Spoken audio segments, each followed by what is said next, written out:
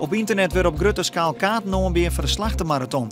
De 42 kilometer lange tocht door de Slachterdiek wordt snel voor de 4e keer houden.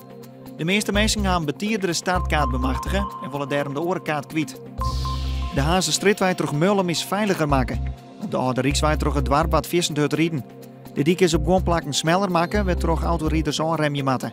De werinrichting van het dorp had mij maar 4 ton kosten. Ze kun je nou net meer met 80 door het dorp. De Duitse toerist die zo'n snij in Warkum vermist waard is verdronken. Zijn lichaam is juist gevonden in het water van de jachthaven. Het slachtoffer is een 58-jarige man uit Witten, die hem bij zijn boord lei.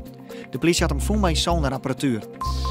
De 44-jarige Tjeerd van Beckham wordt de nieuwe burgemeester Versmelling loon. Ik mag jou wel van harte geluk wensen.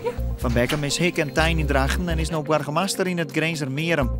De gemeente zocht in hem een man die een economische impuls aan kan de gemeente. Joen en vannacht kleert het op en de temperatuur leidt om de 1 graden heen.